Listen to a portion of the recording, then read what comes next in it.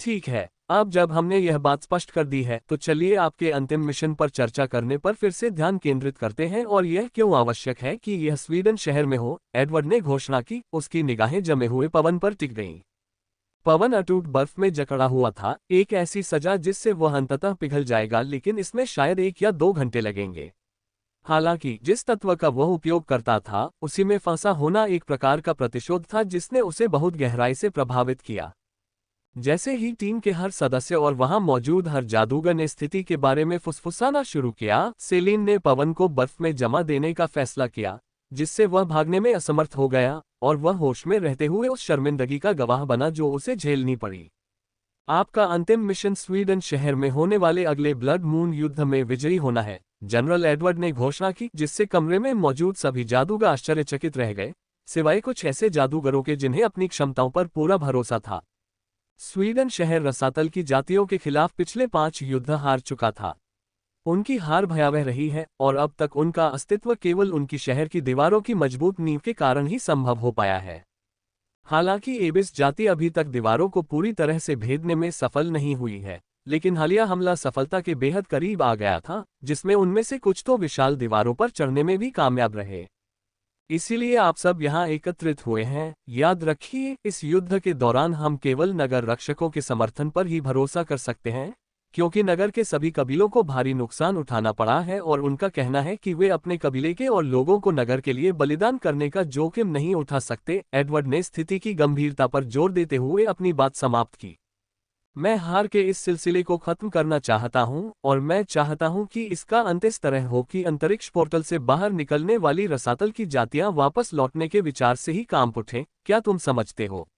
Edward ने घोषणा की। जी, सभी जादूगरों ने एक स्वर में कहा। इस अंतिम मिशन के लिए मैंने शुरू में टीम की शक्तियों को कई नेताओं में विभाजित किया था। हालांकि मैंने पहले ही देख लिया था कि इस तरह की व्यवस्था अराजकता को जन्म दे सकती है, क्योंकि शीर्ष पर 4 अलग अलग कमांडर होंगे जो संभावित रूप से छात्र सेना को विभिन्न दिशाओं में विभाजित कर देंगे। हालांकि मेरा ऐसा कोई इरादा नहीं था, लेकिन परिस्थितियां ऐसी बन गईं कि मेरे पास कोई और विकल्प नहीं बचा, एडवर्ड ने बताया। तभी आरव गॉर्डन्स ने शुरू में अकेले जाने का अनुरोध किया। मैं तुरंत सहमत हो गया, क्योंकि उनकी अनुपस्थिति का मतलब था कि मुझे बाकी छात्रों की सेना का नेतृत्व करने के लिए केवल 3 अलग अलग टीमों से निपटना था। हालांकि आरव ने खुद अब मेरी चुनौतियों का समाधान प्रस्तुत किया है। कैप्टन का पद प्राप्त करने के बाद आरव को अब आप सभी को आदेश देने का अनन्य अधिकार प्राप्त हो गया है, क्योंकि तीनों कमांडर सीधे उसे रिपोर्ट करेंगे और उनकी टीमें भी उसके नेतृत्व में होंगी। संक्षेप में, पदानुक्रम में आरव सर्वोच्च स्थान पर है। बाकी सभी के साथ इस ब्लड मून मिशन के लिए आरव गॉर्डन्स आप सभी के सर्वोच्च नेता के रूप में खड़े हैं, इसलिए मैं आप सभी से आग्रह करता हूं कि उनके नेतृत्व में जीवित रहने के लिए हर संभव प्रयास करें। और सेलिन एक बार फिर आपके अंकों की गणना करने की प्रभारी होंगी। इस बार केवल शीर्ष 11 का चयन किया जाएगा। युद्ध के बाद 11 के अलावा बचे हुए जादूगरों को वापस अकादमी में ले जाया जाएगा, जो आपके बाहरी प्रशिक्षण के समापन का प्रतीक होगा। ब्लड मून आने में केवल 24 घंटे शेष हैं। तैयार हो जाए, क्योंकि मैं आपके प्रबंधन में हस्तक्षेप नहीं करूंगा। ये जिम्मेदारी पूरी तरह से आप पर है। मुझे निराश मत कीजिएगा, मैंने नगर स्वामी का विश्वास जीतने के लिए बहुत सारे फोन किए हैं, एडवर्ड ने निष्कर्ष निकाला। freewebnovel.com। और मैं आपको एक सलाह देना चाहता हूँ, ये लड़ाई सबके लिए खुली है, इसमें कोई पदानुक्रम का अंतर नहीं है। वे राज्य की परवाह किए बिना आप सभी पर निर्दयता से हमला करेंगे, क्योंकि यह एक सामूहिक संघर्ष होगा। एकमात्र अच्छी बात यह है कि शहर एक सील सक्रिय करेगा ताकि यह सुनिश्चित हो सके कि केवल पीक टियर 4 जीव ही अंतरिक्ष द्वार से बाहर निकल सके। इसलिए यदि आप उनसे निपट नहीं सकते हैं तो सबसे बुरे के लिए तैयार रहें। एडवर्ड ने जाने से पहले अपनी बात समाप्त की। घटनाक्रम देखकर आरव स्पष्ट रूप से स्तब्ध रह गया। बाह्य प्रशिक्षण में एक विनम्र प्रतिभागी बनने और अपने तथा अपने गोलेमों के लिए अनुभव अंक संचित करते हुए अगले चरण तक पहुंचने की उनकी सरल इच्छा जनरल के अप्रत्याशित निर्णय से उलट गई थी। चौक में जादूगरों के समूह का नेतृत्व करने का जिम्मा सौंपे जाने पर आरव ने अपने अधीन मौजूद जादूगरों की महत्वपूर्ण संख्या का जायजा लिया, जो गॉर्डन कबीले में उसके नेतृत्व में मौजूद जादूगरों की संख्या से कहीं अधिक थी।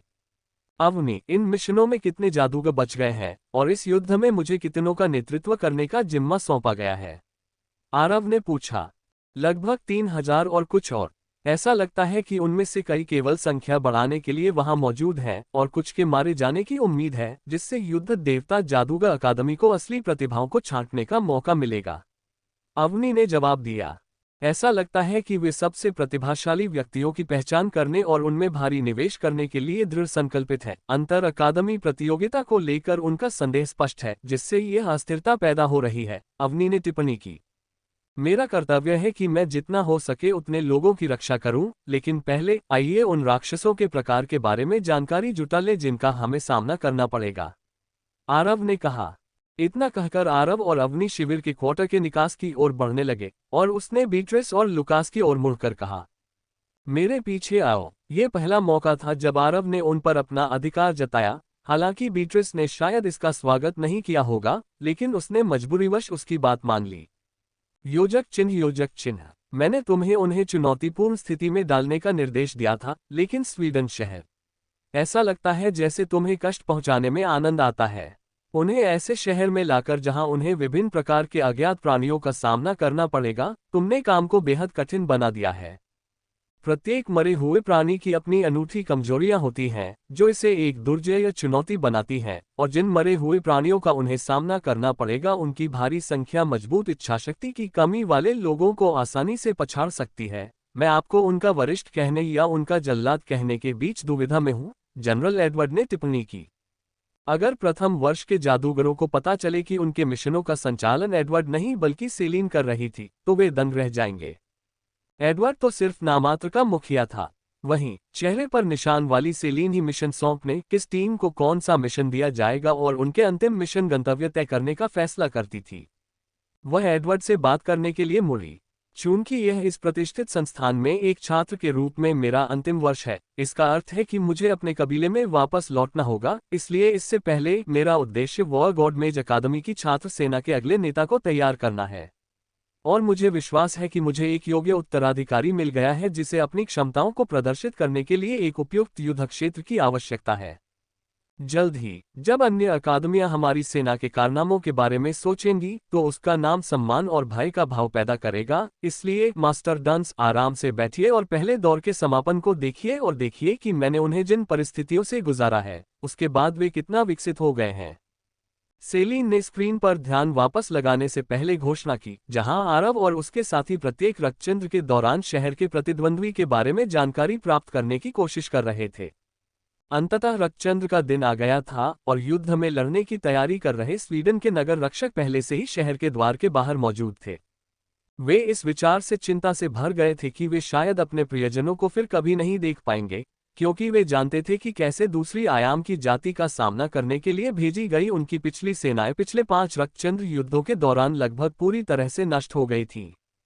इसके बावजूद उन्होंने अपने भाग्य को स्वीकार कर लिया था, क्योंकि वे ऐसे व्यक्तियों का नया समूह थे जो अपने शहर और उसके लोगों के अस्तित्व के लिए अपने जीवन का बलिदान दे रहे थे। आरव और वॉर गॉडमेज अकेडमी के जादूगर तेजी से द्वार की ओर बढ़े, ये जानते हुए कि शहर के द्वार छोड़ने के बाद उन्हें जिस लंबे लकड़ी के पुल को पार करना था, वह जल्द ही बंद हो जाएगा। इसलिए उन्होंने अपने कदम तेज कर दिए, ये सुनिश्चित करने के लिए उत्सुक थे कि वे आगामी युद्ध में भाग ले सकें। शहर के भीतर बचे हुए पहरेदारों ने विभिन्न रंगों के कवच पहने हुए युद्ध देवता जादूगर छात्रों को हैरानी से देखा। वे एक सुव्यवस्थित सेना नहीं लग रहे थे, बल्कि वे ऐसे युवाओं के समूह की तरह दिख रहे थे जो अपनी जान को जोखिम में डालने के कगार पर थे, लेकिन फिर भी उन्होंने उन्हें सलाम किया। आरव ने ही उन्हें निर्देश दिया था कि यदि उनके पास कवच और हथियार नहीं है तो वे उन्हें प्राप्त कर लें, और इस बात पर जोर दिया था कि यह उनके जीवित रहने के लिए अत्यंत महत्वपूर्ण है। उन्होंने मिशन पर टीम का नेतृत्व करने वाले प्रत्येक जादूगर से भी मुलाकात की थी, ताकि यह सुनिश्चित किया जा सके कि अर्जित लाभ सभी टीम सदस्यों के बीच समान रूप से साझा किया जाए, जिससे उन्हें आवश्यक उपकरण प्राप्त करने के साधन मिल सकें। जिनके पास पैसों की कमी थी, उन्हें ऋण की पेशकश की गई, क्योंकि आरव शक्ति पत्थरों का आदान प्रदान करने के लिए तैयार था, बशर्ते कि वे पुनर्भुगतान पर ब्याज सहित भुगतान करें। अपने 3000 जादूगरों के दस्ते के पूरी तरह से सुसज्जित होने के बाद वे शहर से बाहर निकले, क्योंकि शहर में मौजूद स्वीडन के शहर रक्षकों ने पुल को ऊपर उठाने के लिए तंत्र को सक्रिय कर दिया, जिससे दूसरे आयाम के प्राणियों के लिए आसानी से पार करना मुश्किल हो गया। शहर के रक्षक दल के नेता, जो कि चौथे स्तर का एक जादूगर था, के पास पहुंचकर आरव ने उससे हाथ मिलाया और शिष्टाचार का आदान प्रदान किया। फिर प्रथम वर्ष के छात्र जादूगरों की अपनी सेना के बीच अपना स्थान ग्रहण किया। क्या तुमने उनकी संख्या का हिसाब लगा लिया है? आरव ने अपनी टीम के पास लौटकर पूछा। अवनी ने कहा, उनमें से लगभग 7,000 यहाँ हैं और उनमें से लगभग आधे टीए एक जादूगर हैं। और यह एक गड़बड़ स्थिति है, क्योंकि अगर उन्हें जीवित रहना है तो उन्हें और भी उच्च स्तरीय शक्तियों की आवश्यकता होगी। हालांकि ऐसा लगता है कि वे हमें उनकी इस कमजोरी की भरपाई करने की अनुमति देने के लिए तैयार हैं। इसका मतलब है कि हमारी टीम के साथ साथ हमारे पास लगभग 10,000 सक्षम जादूगर लड़ने के लिए तैयार हैं। देखते हैं कि हमें किससे मुकाबला करना है और क्या हम सुरक्षित बच पाएंगे। आरव ने अपने घुड़सवार कमांडरों से घिरे हुए घोषणा की। पवन बड़बड़ाया जब उसे एहसास हुआ कि अब वह आरव के कमांडरों में से एक के रूप में उसके अधीन आ गया है। बर्फ की जेल से रिहा होने के बाद से वह सामान्य रूप से शांत रहा था। आरव का मजाक उड़ाने और पहले उसे अपनी टीम में शामिल करने की कोशिश करने के बावजूद पवन अब खुद को आरव के नेतृत्व में पा रहा था। सौभाग्यवश रात होने का इंतजार करते हुए आरव ने पवन के अतीत के कृत्यों का बदला लेने की कोशिश नहीं की। योजक चिन्ह। जैसे जैसे रात का आकाश गहराता जाता है, एक अनहोनी का एहसास हवा में छा जाता है और धरती पर सन्नाटा छा जाता है। अचानक क्षितिज पर एक गहरी लाल चमक दिखाई देती है, जो ब्लड मून के आगमन का संकेत देती है। इसकी रहस्यमयी रोशनी पूरे परिदृश्य पर एक गहरा लाल रंग बिखेर देती है और जिस भी चीज को ये छूती है उसे गहरे लाल और काले रंग में बदल देती है। शहर के रक्षक और युद्ध देवता जादूगर अकादमी के जादूगर पहले से ही युद्ध के मैदान में एकत्रित और तैनात थे, क्योंकि वे रक्त चंद्रमा के प्रतिबंध को अपने ऊपर महसूस कर रहे थे। चंद्रमा का प्रकाश मानो नाचता और टिमटिमाता हुआ प्रतीत होता है, मानो उसमें कोई द्वेषपूर्ण ऊर्जा व्याप्त हो जो आगे आने वाले संघर्ष और रक्तपात को प्रतिबिंबित करती है। जैसे ही जादूगर खुलने वाले विशाल अंतरिक्ष द्वार के लिए तैयारी कर रहे थे, रक्तचंद्र आकाश में और ऊपर उठ रहा था। उसका लाल प्रकाश तीव्र होता जा रहा था और दृश्य को एक भयावह और डरावनी चमक से रोशन कर रहा था। ये सामने मौजूद खतरे की एक गंभीर याद दिलाता है और जादूगर आगामी युद्ध के लिए खुद को तैयार करते हैं, क्योंकि अंतरिक्ष द्वार धीरे धीरे चौड़ा होता जाता है जब तक कि अंततः उससे गुजरने वाले पहले जीव बाहर नहीं आ जाते। आरव अविश्वास से आंखें सिकोड़कर अपने सामने घट रहे उस अवास्तविक दृश्य को समझने की कोशिश कर रहा था। फटे पुराने वस्त्रों में लिपटी एक कंकालनुमा आकृति हाथ में लाठी लिए आगे बढ़ी। उसकी आंखों के गड्ढों से एक अजीब सी चमक निकल रही थी, क्योंकि उसने अपनी हड्डियों वाली उंगलियों को मानव सेना की ओर इशारा किया था। इस फटे पुराने कफन के नीचे हजारों अभिशापों का सार, युगों का क्रोध और प्रतिशोध की अदम्य प्यास छिपी है। हे मनुष्यों, कांपो, क्योंकि तुम्हारा सामना मृत्यु से नहीं बल्कि एक कहीं अधिक अंधकार में और कपटी शक्ति से है। मैं लिच हूं और यह युद्ध क्षेत्र तुम्हारी कब्रगाह होगा। एक जोरदार धमाके के साथ लिच ने अपनी छड़ी को जमीन पर पटका और मरे हुए कंकालों का एक झुंड अंतरिक्ष द्वार से बाहर निकलकर मानव सेना की ओर दौड़ पड़ा। रूप विन्यास तैयार करो, शहर के रक्षकों के नेता ने आदेश दिया। जैसे ही उसके योद्धाओं ने अपनी गोल ढालें उठाईं और अपनी छोटी कुल्हाड़ियों को पकड़ लिया, कुछ ही सेकंड बाद उसने गरजते हुए कहा, हमला करो, और अपनी 7,000 सैनिकों की टुकड़ी को कंकाल सेना का सीधे सामना करने के लिए एकजुट किया। अचानक दिखाई गई इस दुस्साहस से अचंभित आरव ने विस्मय से देखा कि स्वीडिश शहर के रक्षक कुछ ही सेकंड में अपनी रक्षात्मक रणनीति को त्याग कर आगे बढ़ गए। गार्डों के आवेगी स्वभाव को भांपते हुए आरव के मन में यह विचार आया, मैं और क्या उम्मीद कर रहा था? आखिर वे वाइकिंग्स की तरह कपड़े पहने हुए हैं। उसने अपना चेहरा हाथों से ढकते हुए बुदबुदाया, कितने बर्बर लोग हैं। पवन ने कहा, फिर भी वे अभी भी दुर्जय हैं। आरव ने टिप्पणी की, स्वीडन के प्रत्येक शहर के रक्षक की ताकत और पराक्रम को देखते हुए, क्योंकि वे आसानी से आगे बढ़ रहे कंकाल सैनिकों को संभाल रहे थे। इतने लंबे समय तक एक ही दुश्मन का सामना करने के परिणाम तो हो सकते हैं, लेकिन उनकी बार बार की हार मुझे हैरान कर देती है। लुकास ने चिंतन करते हुए अपने हाथ बांधे हुए कहा। आरव रणनीतिक रूप से वॉर गॉड मेज अकेडमी के सदस्यों को रोके हुए था, क्योंकि उसका मानना था कि अभी उनकी ऊर्जा को बचाना आगे आने वाली अधिक दुर्जय मरे हुए दुश्मनों की लहर के लिए महत्वपूर्ण होगा। उसे पूरा विश्वास था कि लिच के पास केवल कंकाल सैनिकों से कहीं अधिक शक्ति है, जिसके कारण उसे और भी खतरनाक खतरों की आशंका थी। अंतरिक्ष द्वार से बाहर निकलते हुए मरे हुए प्राणियों के एक और समूह के प्रकट होने से उसके विचारों में बाधा उत्पन्न हुई। एक विशालकाय प्रभावशाली आकृति अपने तेज धार वाले पंजों और डरावने जबड़ों का प्रदर्शन करते हुए झुंड का नेतृत्व कर रही थी, जो हड्डियों को आसानी से कुचलने में सक्षम प्रतीत हो रही थी। जैसे ही वह प्राणी और उसके साथी आगे बढ़े, जैसे ही विशालकाय आकृति द्वार से निकली, उसने अपनी निगाहें लिच पर टिका दी, थोड़ा झुककर अभिवादन किया और फिर अपनी पिशाच सेना का नेतृत्व करते हुए आगे बढ़ गई। भूत, लुकास ने हैरानी से कहा। उसका चेहरा गंभीर हो गया क्योंकि उसे अपने पिछले मुठभेड़ों की याद आ गई थी जिसमें उसने केवल कुछ तीसरे स्तर के भूतों का सामना किया था, और अब चौथे स्तर के भूत का सामना करते हुए उससे निकलने वाली भयावह आभा ने भय की एक अतिरिक्त परत जोड़ दी थी। चौथे स्तर के घोल के पीछे 20 से अधिक तीसरे स्तर के घोल और सैकड़ों दूसरे स्तर के घोल थे, और उनके पीछे हजारों की संख्या में पहले स्तर के घोल भी मौजूद थे। आने वाली लहर की विशालता को देखकर लुकास कांप उठा और उसे एहसास हुआ कि शहर हमेशा क्यों हार जाता था, क्योंकि यह एक बहुत बड़ी चुनौती थी। वॉर गॉड मेज एकेडमी के जादूगरों ने अपनी दिनचर्या को ऐसे ही जारी रखा जैसे कुछ हुआ ही न हो। हालांकि प्रथम वर्ष के छात्रों के न होने से एकेडमी अब पहले से कहीं अधिक खाली खाली सी लग रही थी। इसी बीच ओरियन अपनी टीम के साथ एक अंतरिक्ष मार्ग से बाहर निकला और उनके बीच बातचीत की गहमागहमी साफ झलक रही थी।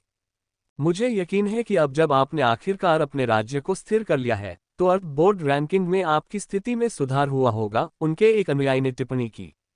मुझे अब अर्थ बोर्ड रैंकिंग की परवाह नहीं है। मुझे एहसास हो गया है कि वहां हर राक्षस को नहीं दिखाया जाता क्योंकि उन्हें इसमें कोई दिलचस्पी नहीं है, इसलिए ये सिर्फ दिखावा है।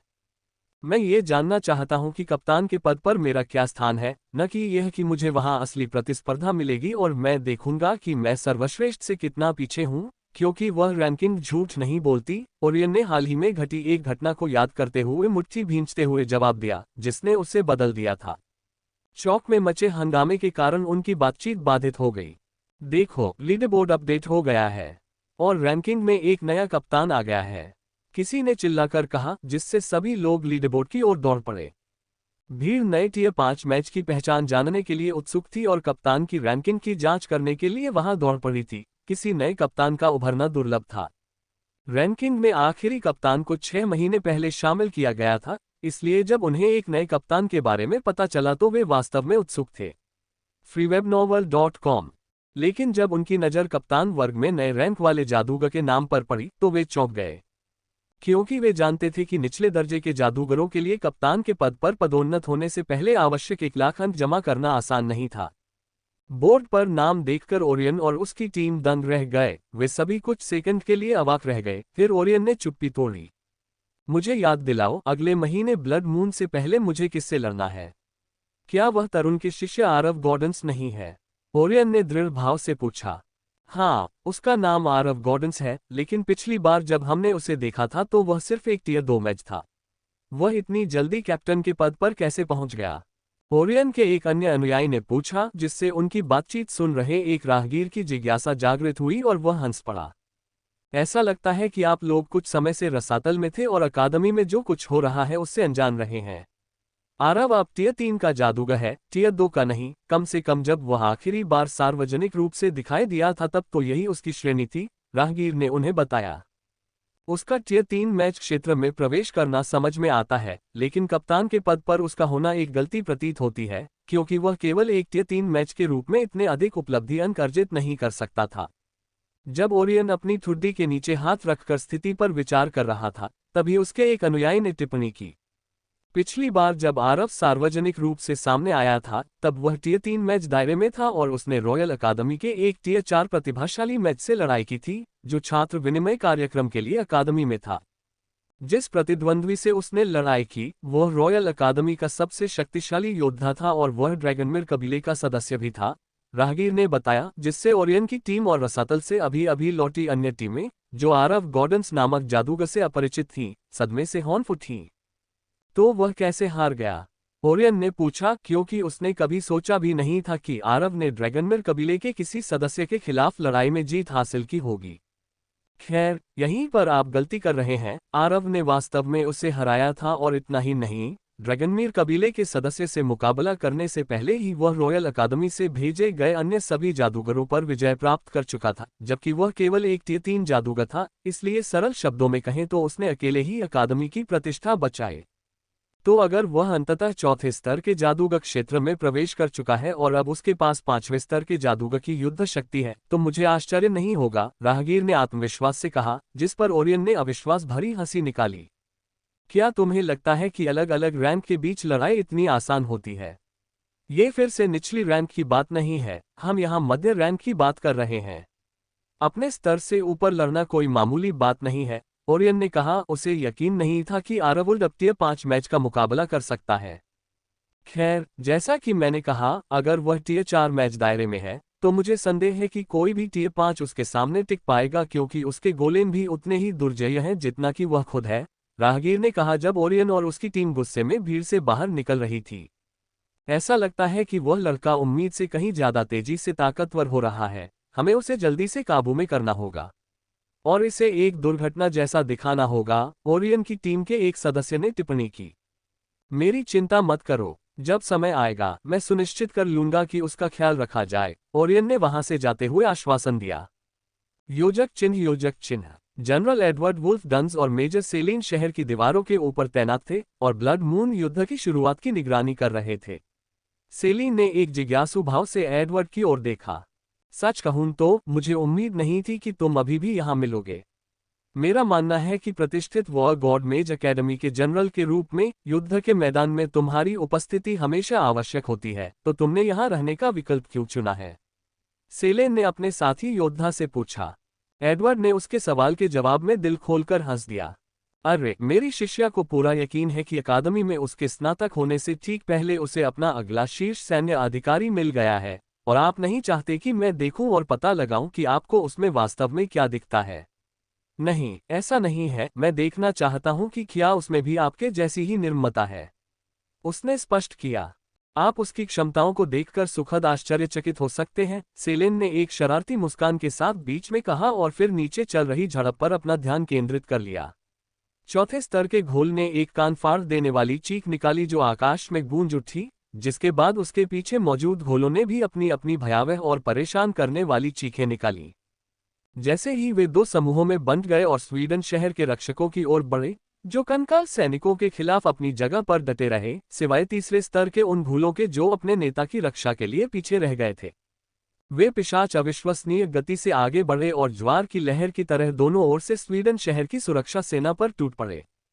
आरव ने देखा कि पिशाच अपने पंजों और दांतों से शहर के रक्षकों पर बेरहमी से हमला कर रहे थे, उन्हें एक क्रूर हमले में पराजित कर रहे थे, जबकि स्वीडन शहर के रक्षक कंकाल सैनिकों और पिशाचों की संयुक्त सेना के खिलाफ खुद को बचाने के लिए संघर्ष कर रहे थे।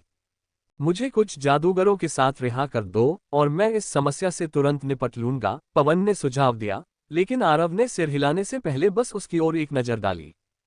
तुमने पहले कभी उनका सामना नहीं किया है, इसलिए तुम उनकी चालाकी को कम आंक रहे हो। लुकास इसे संभाल लेगा, आरव ने लुकास को निर्देश देने से पहले पवन को बताया। अपनी टीम और लगभग 100 जादूगरों को साथ ले जाओ, ज्वाला तत्व वाले जादूगरों को प्राथमिकता से चुनो, क्योंकि मैं उन घूलों को खत्म होते देखना चाहता हूं, और चौथे स्तर के घूल से सावधान रहो क्योंकि वह निश्चित रूप से तुम्हें निशाना बनाएगा, आरव ने निर्देश देते हुए हाइव क्वीन को अपने साथ शामिल होने के लिए बुलाया। ल्यूकस ने सिर हिलाया, अपने आध्यात्मिक उपकरणों का सेट मंगवाया और अपनी विशाल तलवार को एक भाले में बदल दिया, इससे पहले कि वह अपने घोड़े पर सवार 110 जादूगरों को युद्ध में ले गया। अब आग के गोले दागो, अवनी ने जादूगरों को आदेश दिया और उन्होंने आग के गोले हवा में छोड़े जो घूलों के पास गिरे, जिससे उन्हें चोटें आई और स्वीडन शहर के रक्षकों पर उनके हमले बाधित हो गए। हालांकि कोई मारा नहीं गया, लेकिन इस कदम से उन्मादी घूलों का ध्यान भटकाने में मदद मिली और उनमें से कुछ लुकास और उसके तीसरे स्तर के जादूगरों के दस्ते की ओर मुड़ गए। अतिरिक्त सैनिकों के आने से स्वीडन के नगर रक्षकों ने राहत की सांस ली, क्योंकि अब उनके पास कम हुए दबाव का मुकाबला करने के लिए पर्याप्त ताकत थी। क्या तुम ये सब हमारे बीच जो हुआ उसकी वजह से कर रहे हो? मैं चाहता हूं कि तुम समझो कि यह एक युद्ध क्षेत्र है, और चूंकि मैं जादूगर मार्ग का अनुसरण करता हूं, इसलिए निम्न स्तर के और इस आकार के शत्रुओं को मैं शीघ्रता से समाप्त कर सकता हूं, जिससे तुम्हें तनाव से मुक्ति मिलेगी, बजाय इसके कि मैं योद्धा जादूगर लुकास को भेजूं, पवन ने कहा। मुझे लगता है कि आप मेरे विचारों को जानने का भ्रम पाल रहे हैं, मैं आपको गंभीरता से नहीं लेता, इससे पता चलता है कि मेरे पास आगे बढ़ने के लिए कुछ बचा ही नहीं है। ऐसा लगता है कि आप ही हैं जो अभी भी अपराधबोध से जूझ रहे हैं, खुद को साबित करने की कोशिश कर रहे हैं, लेकिन चिंता मत करो, आरव ने पलटवार किया। मैं तुम्हारी तरह छोटी मोटी बातों पर मन में बैर रखने वालों में से नहीं हूं। युद्ध में मैं वही निर्णय लूंगा जो मुझे सबसे अच्छे लगते हैं, और तुम्हारी जानकारी के लिए बता दूं, लुकास और उसकी टीम ने अपने मिशनों में पहले भी घोलों का सामना किया है और वे बिना किसी नुकसान के बच निकले हैं। इसलिए अगर किसी को उनके खिलाफ हमले का नेतृत्व करना चाहिए तो निस्संदेह वह और उनकी टीम ही बेहतर परिणाम देगी। अगर आपको मुझ पर संदेह है तो बस देखते रहिए। आरव ने लुकास की ओर इशारा करते हुए कहा, जो पहले से ही घोड़ों पर सवार होकर पिशाचों के झुंड के पास पहुंच रहा था। जैसे जैसे वह आगे बढ़ता गया, ये स्पष्ट था कि उसकी टीम उससे कुछ मीटर पीछे रह गई थी, लेकिन उसने धीमा होने का कोई संकेत नहीं दिखाया। अपने घोड़े से तेजी से छलांग लगाते हुए उसने अपने भाले को अपने सिर के ऊपर ऊंचा उठाया, जिसकी धारची ऊर्जा की चकाचौंध भरी रोशनी से जगमगा रही थी। जैसे ही उसने हथियार को पूरी ताकत से नीचे गिराया, एक पिशाच को चीरते हुए ब्लेड नीचे जमीन में धंस गया। इस टक्कर से एक छोटा सा भूकंप आया, जिससे आसपास के घूल अलग अलग चोटों के साथ इधर उधर बिखर गए। हालांकि उन पर सीधे तौर पर ब्लेड से वार नहीं हुआ था, लेकिन ब्लेड से कई जगह कट लग गए थे। ये तब हुआ जब भाला जमीन के संपर्क में आया और उसकी तलवार की ऊर्जा अचानक फूट पड़ी। हालांकि घूल्स का हौसला कम नहीं हुआ, क्योंकि पीछे से देख रहे चौथे स्तर के घूल की भयावह दहाड़ ने उन्हें उन्माद में डाल दिया, जिससे वे उठ खड़े हुए और फिर से लुकास की ओर दौड़ पड़े। निडर होकर लुकास ने भाले के हैंडल को पकड़ा, ब्लेड को जमीन में गहराई तक गाड़ दिया और एक जोरदार दहाड़ के साथ उसने चमकते हुए हथियार को वापस खींच लिया और तेज क्यूई हमलों को अंजाम दिया, जिसने तेजी से आगे बढ़ रहे कई टियर 2 घूलों को नष्ट कर दिया। जैसे ही उसने देखा कि आग के गोलों की दूसरी लहर घूलों के एक और समूह को नष्ट कर रही है, लुकास ने मौके का फायदा उठाया। आग के गोले के हमले से मिले समय का सदुपयोग करते हुए उसने दोनों हाथों से भाले को पकड़ा और उसे अपने सिर के ऊपर घुमाया। जैसे ही उसका शरीर बिजली की ऊर्जा से कड़कड़ा उठा और उसका भाला शक्तिशाली चीखी चमक से दमक उठा, लुकास बिजली की तरह पिशाचों के झुंड में घुस गया। उसकी हरकतें एक घातक नृत्य की तरह थीं, उसका हर वार पिशाच की तरह घूलों को चीरता हुआ निर्दयता से जिंदगियां बटोर रहा था। उन्होंने बड़ी सहजता से अपना रास्ता बनाया, उनका कोई मुकाबला नहीं था और बाकी टीम को उनकी बराबरी करने में ज्यादा समय नहीं लगा। हालांकि उसने अकेले ही 500 से अधिक टियर 1 और टियर 2 घूलों को मारकर पहले ही काफी बढ़त हासिल कर ली थी। जैसे ही टीम उसके साथ शामिल हुई, इससे घूलों का विनाश और भी तेज हो गया, क्योंकि लिच ने अपना ध्यान चौथे स्तर के घूल की ओर मोड़ दिया। आपको इस मुद्दे को शीघ्रता से हल करना होगा। युद्ध की शुरुआत में हम संख्या में इतनी भारी गिरावट बर्दाश्त नहीं कर सकते, लिच ने चेतावनी दी। जैसे ही चौथे स्तर के घूलों ने आदेश को स्वीकार किया और आगे की ओर इशारा किया, उनके पीछे अंगरक्षकों के रूप में तैनात 20 तीसरे स्तर के घूलों में से 10 हरकत में आ गए। उनकी गति उल्लेखनीय थी, क्योंकि वे तेजी से स्वीडन शहर के रक्षकों की सेना के करीब पहुंच गए, लेकिन उन्होंने उन्हें नजरअंदाज कर दिया, क्योंकि बड़ी संख्या में कंकाल सैनिकों का सामना करने के कारण वे थकान के लक्षण दिखाने लगे थे। घूलों की निगाहें लुकास और उसके 100 जादूगरों पर टिकी थीं, जिन्होंने मानव सेना के दाहिने हिस्से से घूलों को परास्त कर दिया था। आने वाले खतरे को भांपते हुए लुकास कार्रवाई करने के लिए तैयार हो गया, लेकिन अवनी ने उसके कंधों को थाम लिया। आपको अपनी टीम पर अधिक भरोसा करना चाहिए, कमांडर। हम यहाँ न केवल आपके निर्देशों का पालन करने के लिए हैं, बल्कि सभी चुनौतियों में आपका समर्थन करने के लिए भी हैं। बस देखते रहिए कि आरव ने हमें तीसरे स्तर के ज्वाला तत्व वाले जादूगरों के समूह के साथ भेजने में इतना आत्मविश्वास क्यों दिखाया। अवनी ने नाइट और अपने पीछे खड़े जादूगरों की ओर मुड़ते हुए उन्हें आश्वस्त किया। अभी उसने आदेश दिया और लुकास की नजर 8 विशालकाय मकड़ी जैसे गोलमों पर पड़ी, जिन्हें उसने पहले नहीं देखा था, और वे आने वाले तीसरे स्तर के घूलों की ओर फेंके जा रहे थे। अब हाइव क्वीन, सभी जादूगर टीम रक्षा सक्रिय करें, अवनी ने आदेश दिया, क्योंकि घोल अपने शरीर में अतिरिक्त माना से लदे हुए उन पर फेंके गए सूजे हुए मकड़ी के गोलों से बाहर निकलने की कोशिश कर रहे थे। विशाल युद्ध क्षेत्र में हर जगह दुश्मन मौजूद थे और मकड़ी के गोलेमों का सामना करने वाले दुश्मन ठोस बचाव करने में सक्षम नहीं थे, जिसके कारण उन्होंने अपने शरीर की क्षमता से अधिक माना ऊर्जा को अवशोषित कर लिया, जिसमें हाइव क्वीन भी शामिल थी, जिसे वे माना ऊर्जा स्थानांतरित करते थे। जैसे ही घूलों ने अपना हमला शुरू किया, हवा में एक कान फाड़ देने वाला विस्फोट गूंज उठा, जिसने 10 या 3 घूलों को इतनी तीव्रता से उड़ा दिया कि 100 से अधिक ज्वाला जादूगरों द्वारा क्षतिग्रस्त ज्वाला आवरण टूटने के कगार पर आ गया। स्वीडन शहर की सुरक्षा सेना, लिच, टियर 4 घोल और यहां तक कि पवन और बाकी छात्र सेना भी घटित हो रही घटनाओं को देखकर स्तब्ध रह गए। इस रणनीतिक कदम से बिना किसी तनाव या नुकसान के उनकी ओर बढ़ रहे टियर-3 के आधे घुलों को प्रभावी ढंग से मार गिराया गया। यह एक शानदार जीत थी। पवन की निगाहें आरव पर टिक गईं, जिसके चेहरे पर एक ऐसी मुस्कान थी जिसे देखकर पवन की रीढ़ की हड्डी में डर की सिहरन दौड़ गई। पवन को डर था कि आरव की संतुष्टि क्रूर हत्या के तरीकों में आनंद से उपजी थी, लेकिन आरव की खुशी का स्रोत पूरी तरह से कुछ और ही था। ग्रेटर देन डिंग, greater than Golem, hive queen ने टियर-3 निम्न क्षेत्र में प्रवेश कर लिया है। Less than, greater than hive queen के सेवकों की संख्या बढ़कर 20 हो गई है। Less than, greater than hive queen अब अर्चनॉइड योद्धाओं के नाम से जानी जाने वाली एक नई प्रजाति को बुला सकती है। लेस देन, अब समय आ गया है कि तुम मेरे तीसरे स्तर के गोलेमों की टोली में शामिल हो जाओ, हाइव क्वीन। अब अपनी शक्ति का प्रदर्शन करो और मेरे लिए दूसरी तरफ बचे हुए सभी घुलों का सफाया कर दो।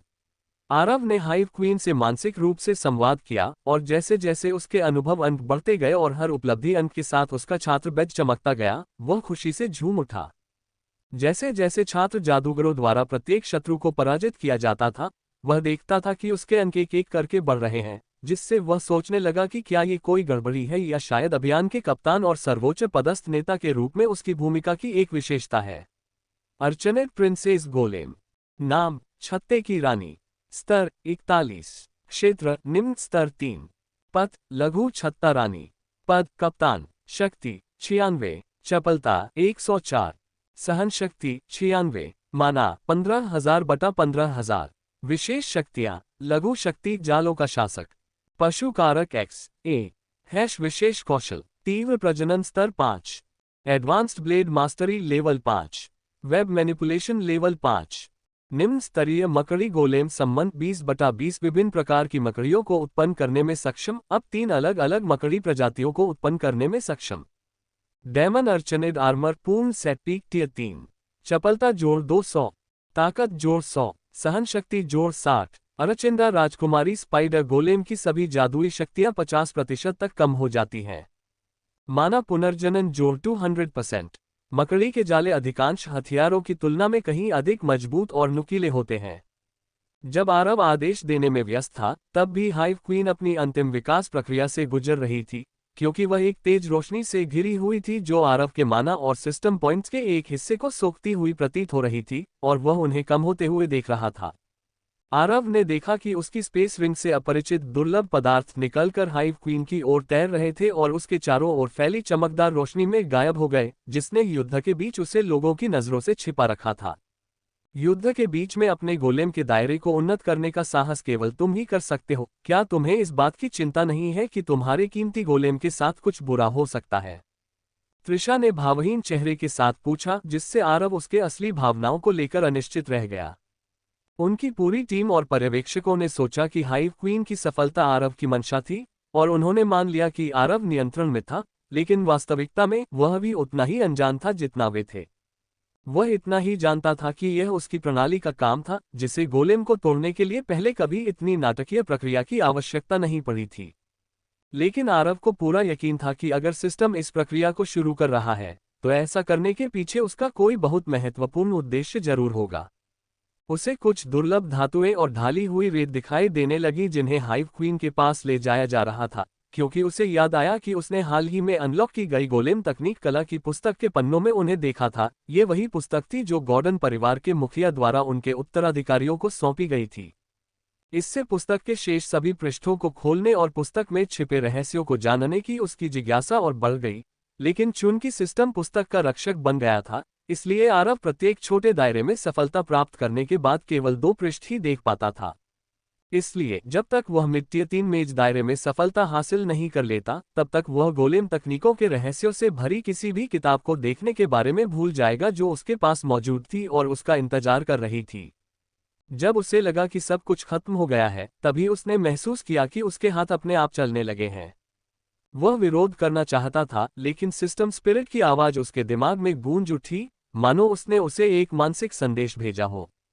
विरोध करना बंद करो और सिस्टम को अपना शरीर उधार लेने दो। ये केवल कुछ सेकंड के लिए होगा, क्योंकि यह जल्द ही वापस आ जाएगा। अगर ऐसा नहीं होता है तो हाइव क्वीन का विकास विफल हो सकता है।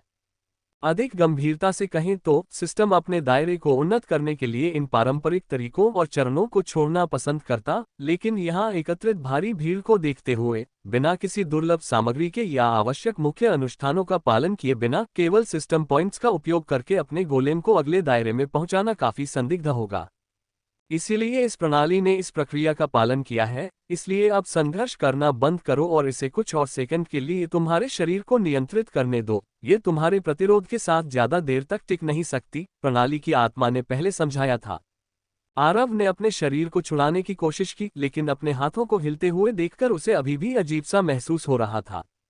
हालांकि उसने खुद को हाथ के इशारे करते हुए देखा, लेकिन उसे यकीन था कि उसने पहले कभी ऐसा कुछ नहीं किया था। उसके सामने सुनहरे रंग का एक प्रतीक चिन्ह प्रकट हुआ, जिसके मध्य में थोड़ा सा काला रंग लगा हुआ था। आरव धीरे धीरे घूम रहा था, मानो कोई छोटा बच्चा आरव के अगले आदेश का इंतजार कर रहा हो। आरव ने आश्चर्य से देखा कि उसने मंत्र को हवा में तैरती हुई हाइव क्वीन की ओर फेंक दिया। जैसे ही वह प्रतीक चिन्ह उसकी रोशनी के संपर्क में आया, वह सुलगने लगा और धीरे धीरे गायब हो गया, जिससे हाइव क्वीन का नया रूप सामने आ गया। हालांकि उसका ऊपरी शरीर कवच से ढका हुआ था, लेकिन वह अब जर्जर और काला नहीं था। ऐसा लग रहा था मानो कवच उसके 8 मकड़ी जैसे पैरों का ही विस्तार हो, क्योंकि उसके पैरों के सिरे सुनहरी रोशनी से चमक रहे थे, जबकि कवच सुनहरी रोशनी से जगमगा रहा था और उस पर मकड़ियों की छोटी छोटी काली नक्काशी की गई थी, जिससे कवच पहले से भी अधिक सुंदर लग रहा था। न केवल उसका चेहरा परिपक्व हो गया था, बल्कि हाइव क्वीन अब 20 वर्ष की आयु की एक खूबसूरत महिला जैसी दिखती थी। एले को समझ नहीं आ रहा था कि सिस्टम ने एक गोलेम में इतनी मानवीय विशेषताएं कैसे हासिल कर ली, और इससे वह परेशान हो गया, लेकिन उसने उन विचारों को अपने दिमाग से निकाल दिया। उसके लहराते हुए सफेद बाल उसकी गर्दन पर गिर रहे थे, लेकिन वे असली बाल नहीं थे, बल्कि एक प्रकार की गुरुत्वाकर्षण विरोधी रेत थी जो उसके सिर से चिपकी हुई थी और बालों के विकल्प के रूप में काम कर रही थी। उसके विकास के पूरा होने के बाद ये स्पष्ट था कि हाइव क्वीन की आभा और भी मजबूत हो गई थी। अपने बच्चों की मौत से अभी भी क्रोधित होकर चीखते हुए, हालांकि उसने ही उनके आत्मविनाश का आदेश दिया था, फिर भी उसने उनकी मृत्यु के लिए खुद को दोषी मानने से इनकार कर दिया, बल्कि पिशाचों का शिकार करने की उसकी उत्सुकता और भी मजबूत हो गई। आरव के आदेश के साथ साथ उसने पहले ही बाईं ओर के घूलों को अपने शिकार के रूप में देख लिया था। मेरे लिए एक रास्ता बनाओ और अपनी सुरक्षा के लिए ढालों की एक दीवार खड़ी करो। हाइव क्वीन की खूबसूरत आवाज गूंजी, जिससे स्वीडन शहर के गार्ड उसकी इस अजीबोगरीब विनती पर चौंक गए। हालांकि अवनी और भी ज्यादा हैरान थी, क्योंकि आरव ने हाइव क्वीन की बोलने की क्षमता का जिक्र तो किया था, लेकिन वह हाइव क्वीन के साथ कई बार लड़ चुकी थी और हाइव क्वीन ने जवाब में एक भी शब्द नहीं बोला था। इसलिए उसने सोचा था कि हाइव क्वीन शायद टाइटन और लेगियन जैसी न हो, जो क्रूर थे और एकमात्र ऐसे गोलेम थे जिन्हें उन्होंने बात करते देखा था। गॉर्डन कबीले के सभी लोग उसके शीर्ष गोलेमों को इसी तरह क्रूर मानते थे। अभी हाइव क्वीन ने एक बार फिर आदेश दिया और स्वीडन शहर के रक्षकों ने खुद को बीच में एक रास्ता बनाते हुए पाया, ताकि घूल अपने नेता के आदेश के बिना भी दूसरी तरफ लुकास और उसकी टीम की ओर दौड़ सकें। अपने विकास के बाद हाइव क्वीन से निकलने वाला भयंकर आतंक ही उन्हें इतना मजबूर करने के लिए काफी था कि वे उसके आदेशों का पालन बिना किसी डर के ऐसे करें जैसे उन पर जादू कर दिया गया हो। जैसे ही भूत प्रेत उनकी ओर ध्यान दिए बिना तेजी से आगे बढ़े, उन्होंने खुद को बचाने के लिए बीच में अपनी ढालें उठा ली। चौथे स्तर के घूल की चीखों से यह स्पष्ट हो गया कि वह सबसे पहले लुकास की टीम को मारना चाहता था। हाइव क्वीन के पैरों के नीचे से छोटे छोटे मकड़ी जैसे जीव निकलने लगे। वे आकार में उन मकड़ियों के बराबर थे जिन्होंने पहले खुद को नष्ट कर लिया था। हालांकि उनके ऊपरी शरीर की संरचना लगभग 5 से 8 वर्ष की आयु के बच्चों जैसी थी, जिससे मनुष्यों को असहजता महसूस हुई, मानो वे राक्षसों को घूर रहे हों। लेकिन आंखों के सामान्य स्थान पर 8 लाल आंखों की उपस्थिति इस बात की पुष्टि करने के लिए पर्याप्त थी कि हाइव क्वीन से जो कुछ भी निकला वह निश्चित रूप से मानव नहीं था। अपनी जगह पर डटे रहो, हाइव क्वीन ने लुकास को आदेश दिया, क्योंकि वह अभी भी 20 संतानों को जन्म देने की प्रक्रिया में थी। हालांकि उसकी प्रजनन दर तीव्र थी, लेकिन अर्चिन्स निम्न स्तरीय 2 गोलेम के रूप में पैदा होते थे, जिन्हें 20 को जन्म देने में अधिक समय लगता था। इसलिए लुकास, नाइट, अवनी और बाकी सौज वाला जादूगर हाइव क्वीन के सामने खड़े थे, जो अभी भी अपने ही कामों में व्यस्त थी। जैसे ही घूलों का आखिरी समूह पास आया, अचानक अलग अलग कोनों से तीसरे स्तर के घूल प्रकट हो गए। ऐसा प्रतीत हुआ कि चौथे स्तर के घूलों ने अपने अंगरक्षकों के आखिरी समूह को लड़ाई में शामिल होने और अपने एजेंडे को पूरा करने का आदेश दिया था। ऐसा लगता है कि उन्होंने हमारे पिछले हमले से सबक सीख लिया है और हमें उनकी मुख्य शक्तियों को एक ही बार में खत्म करने से रोकने के लिए रणनीतिक रूप से अपनी सेनाओं को बिखेर दिया है। मुझे ये स्वीकार करना होगा कि उस चौथे स्तर के घोल की बुद्धिमत्ता चौंकाने वाली है। वह दूसरे और पहले स्तर के घोलों को केवल तोप के चारे की तरह इस्तेमाल कर रहा है। अवनी ने टिप्पणी की, अंतरिक्ष द्वार के बगल में खड़े चौथे स्तर के घोल को देखते हुए, क्योंकि वह लिच के साथ था। लेकिन ऐसी व्यवस्था होने के बावजूद अवनी मुस्कुराए बिना नहीं रह सकी, क्योंकि वे अब अतीत की तरह केवल 11 जादूगरों की टीम नहीं थी, अब उनके नेतृत्व में एक काफी बड़ा समूह था। और ये कोई साधारण जादूगर नहीं थे, बल्कि प्रतिष्ठित युद्ध देवता जादूगर अकादमी के जादूगर थे, ऐसे व्यक्ति जिन्होंने अकादमी द्वारा निर्धारित कठिन परीक्षणों और मिशनों में जीवित रहकर अपनी क्षमता साबित की थी। उनमें से कोई भी नौसिखिया नहीं था। अपनी कमियों के बावजूद वे सभी टियर 3 मैच थे जो अकेले ही कई टियर 2 और टियर 1 घोलों को जलाकर राख करने में सक्षम थे। आपको बस कल्पना करनी है कि आप 10 दुश्मनों को मार गिरा रहे हैं और हम आगे बढ़ सकते हैं। बचे हुए घोलों की संख्या केवल हजारों में है। यदि आप में से प्रत्येक कम से कम 10 घोलों को मार गिराता है तो आप इस चुनौती से बच जाएंगे, जबकि हम बाकी लोग तीसरे स्तर के घोलों से निपटेंगे। अवनी ने मनोबल बढ़ाने के प्रयास में कहा। वह नाइट, केटी और उनकी टीम के मूल सदस्यों के साथ टियर 3 के घोलों को स्वीडन शहर के गार्डों से दूर रखने के लिए एक रणनीतिक कदम के रूप में कहीं और एक अधिक खुले क्षेत्र में ले गई, सिवाय लुकास के जो अपनी जगह पर डटा रहा। जब ज्वाला के जादूगर अंततः स्वीडन शहर के रक्षकों द्वारा बीच में खाली किए गए विशाल स्थान में घोलों के सामने आ गए, दोनों तरफ के पहरेदार सदमे में खड़े थे। वे हस्तक्षेप करने में असमर्थ थे क्योंकि उनके सामने एक भयंकर युद्ध चल रहा था, जिसने उन्हें अपने ही शहर के युद्ध में महज दर्शक बना दिया था। रक्षा की पहली पंक्ति ही लड़ती रही, कंकालनुमा सैनिकों के हमले के खिलाफ अपनी जगह पर डटी रही। freewebnovel.com।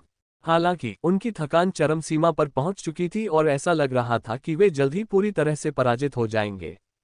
घोलों और ज्वाला जादूगरों के बीच हुई झड़प ने एक शानदार दृश्य प्रस्तुत किया, जिसमें ज्वाला जादू के विस्फोटों ने स्वीडन शहर के रक्षकों द्वारा उठाई गई ढालों पर मांस और रक्त के छींटे उड़ा दिए। कुछ गार्डों ने तो उन पर घोलों का गर्म खून गिरते हुए भी महसूस किया, जिससे उनमें ऊर्जा का प्रवाह बढ़ गया और उन्हें विश्वास हो गया कि वे किसी भी चीज और किसी भी व्यक्ति का सामना कर सकते हैं। कुछ गार्डों ने तो अपनी पंक्ति तोड़कर हमलावर घोलों की ओर बढ़ने का प्रयास भी किया। अपनी जगह पर बने रहो, हाइव क्वीन की धीमी आवाज गूंजी, जो उन्हें अपनी स्थिति में बने रहने की याद दिला रही थी। हालांकि वे यह नहीं समझ पा रहे थे कि वे सहज रूप से बिना किसी सवाल के उसके आदेशों का पालन क्यों कर रहे थे। लेकिन उसके चारों ओर एक अवर्णनीय, सम्मोहक आभा थी जो उन्हें नियंत्रित करती प्रतीत हो रही थी, और 2 मिनट बाद उसकी सम्मोहक आवाज एक बार फिर गूंजी। ज्वाला के जादूगरों, धीरे धीरे पीछे हटो और घोलों को दूर रखो। नगर रक्षकों, हमले के लिए तैयार रहो। तलवारें भेदने के लिए तैयार रखो और अपनी जगह पर डटे रहो, हाइव की रानी ने आदेश दिया। हालांकि उनके मन में इस बात को लेकर संदेह बना हुआ था कि वे एक गोलेम की बात क्यों मान रहे हैं, लेकिन गार्डों ने उसके आदेशों का त्रुटिहीन रूप से पालन किया। और जैसे ही बचे हुए ज्वाला जादूगरों में से आखिरी व्यक्ति खाली किए गए मध्य मार्ग से बाहर निकला, जिसे घोलों के गुजरने के लिए मार्ग के रूप में साफ किया गया था, हाइव क्वीन ने दोनों पक्षों को एक और आदेश जारी किया। शहर के रक्षकों ने अपनी ढालें उठाकर भूतों पर हमला करने के लिए मोर्चा संभाल लिया था। इन कमीनों को सैंडविच की तरह पीसकर मांस का पेस्ट बना दो, हाइव क्वीन ने ताली बजाते हुए कहा। भले ही उन्हें सैंडविच की अवधारणा समझ में न आई हो, लेकिन वे उस इशारे से उसका मतलब बिल्कुल समझ गए थे। तलवारें खींचे हुए दोनों पक्ष जोरदार हमले करने लगे और एक दूसरे से मिलने के लिए दौड़ पड़े, बीच में फंसे हुए पिशाचों को भेदते हुए आगे बढ़े। घोलों के लिए जवाबी हमला करना लगभग असंभव हो गया था, क्योंकि वे एक मेज पर रखे मांस की तरह फैले हुए थे, अपनी मृत्यु की प्रतीक्षा कर रहे थे, और उनके पास खुद का बचाव करने के लिए भी कोई जगह नहीं थी। दूर से देख रहे आरव के चेहरे पर हल्की सी मुस्कान आ गई, उसके होंठ ऊपर की ओर मुड़ गए और एक संतुष्टि भरी मुस्कान बन गई। उसके बगल में खड़े ओनी ने टिप्पणी की, मास्टर, हाइव क्वीन खूब मजे कर रही है, हमें भी रिहा कर दो। हालांकि टाइटन की कठोर निगाहों ने उसे चुप करा दिया। बाकी के छात्र जादूगरों ने आरव के बगल में मौजूद गोलेमों पर भयभीत निगाहें डाली। भले ही वे उनका सामना नहीं कर रहे थे, फिर भी उनसे निकलने वाले खतरे के आभास को महसूस कर रहे थे। आरव ने अपने उन सभी गोलेमों को बुला लिया था जो टियर 4 क्षेत्र तक पहुंच चुके थे, टाइटन, लेगियन, ओनी और बुचर। शेष कमांडर आरव के गोलेमों की उल्लेखनीय वृद्धि को देखकर आश्चर्यचकित रह गए। हालांकि त्रिशा ने गोलेमों के इस हद तक विकसित होने की उम्मीद नहीं की थी। कई लोगों द्वारा गोलेम मार्ग को छोड़ने का कारण सीमित सफलता के विकल्प है, और यदि उन्हें अपने गोलेम के लिए एकदम सही सफलता मिल भी जाती है तो ऐसी सफलता प्राप्त करने के लिए दुर्लभ और महंगी सामग्रियों की आवश्यकता होती है। उसे यह महसूस किए बिना नहीं रह सकता था कि आरव अपने गोलेमों के साथ साथ विकसित होने की कोशिश कर रहा था। उसके मन में ये ख्याल आया कि अपने ही स्तर के 5 टियर 3 गोलेम रखने के लिए उसने कितना निवेश किया होगा। हालांकि उसके पास 2 टियर 4 कठपुतलियां थीं जबकि आरव के पास एक भी नहीं थी, लेकिन उसका मानना था कि ऐसा इसलिए था क्योंकि उसे कठपुतली कबीले का समर्थन प्राप्त था और वह खुद को अधिकांश जादूगरों से अधिक प्रतिभाशाली मानती थी, और यह बुनियादी ज्ञान था कि एक कठपुतली को अपग्रेड करने में लगने वाला पैसा गोलेम की तुलना में बहुत कम था। फिर भी आरव की प्रगति को देखकर उसे खुशी महसूस होने से खुद को रोकना मुश्किल था। योजक चिन्ह जिन घूलों को एक एक करके व्यवस्थित रूप से मारा जा रहा था, उन्हें एहसास हो गया था कि स्वीडन शहर के गार्डों के बीच रहकर वे कभी जीवित नहीं रह पाएंगे। उन्हें समय चाहिए था और उन्हें चक्की में पीसकर धीरे धीरे मांस की तरह कुचले जाने से बचना था। हालांकि जब उन्होंने भागने की कोशिश की तो उन्होंने खुद को दोनों ओर काले ब्लेड लिए हुए मकड़ी जैसे योद्धाओं का सामना करते हुए पाया। इन ब्लेडों में नीचे की तरफ कांसे की हल्की सी झलक थी, और ये ब्लेड किसी भी घूल को भेद कर मार डालते थे जो उस संरचना से बाहर निकलने की कोशिश करता था जिसमें हाइव क्वीन उन्हें फंसाकर रखती थी, जिससे वे प्रभावी रूप से समाप्त हो जाते थे। चौथे स्तर का घोल स्वीडन शहर के रक्षकों के बीच फंसे और मारे जा रहे अपने साथियों की स्थिति से स्पष्ट रूप से निराश था, क्योंकि वह इतनी ताकत से आगे बढ़ा कि जिस स्थान पर वह खड़ा था उस स्थान में विकृति उत्पन्न हो गई। यह एक अंधेरे रास्ते पर चलते हुए अंधेरे में गायब हो गया। युद्ध क्षेत्र कभी घरों से भरा हुआ था जो पिछले युद्धों के दौरान अनगिनत बार नष्ट हो गए थे, लेकिन छोटे स्तंभ अभी भी बचे हुए थे, और ब्लड मून की रोशनी में ये खंभे जमीन पर छाया डालते हैं जिससे टियर 4 घोल को वहां से गुजरने के लिए एकदम सही भेस मिल जाता है। लुकासुर्ड को खतरे का आभास और भी तीव्र हो गया। जैसे ही टियर 4 घोल उसकी नजरों से ओझल हुआ, उसने आसन खतरे को पहचान लिया। उसने तेजी से भाले के डंडे को पकड़ा और उसे उस दिशा में घुमाया जहां उसे सबसे ज्यादा खतरा महसूस हो रहा था, और सटीक समय का लाभ उठाते हुए उसने अपने पीछे प्रकट हुए चौथे स्तर के घोल के हमले को रोक दिया। हालांकि लुकास ने हमले को सफलतापूर्वक रोक दिया, लेकिन वह रुका नहीं। अपने स्पिनिंग ब्लॉक के तुरंत बाद उसने बैकहैंड स्ट्राइक में तब्दील होकर घोल की कमर पर निशाना साधा। हालांकि वह वार करने में सक्षम नहीं था, क्योंकि आखिरी कदम पर वह पिशाच खतरे से दूर हट गया और हमला केवल उसे छूकर निकल गया। जैसे ही लुकास ने अपना भाला पीछे खींचा और उस पिशाच का पीछा करने की तैयारी की, उसने अपना मुंह खोला और उस पर थूक दिया।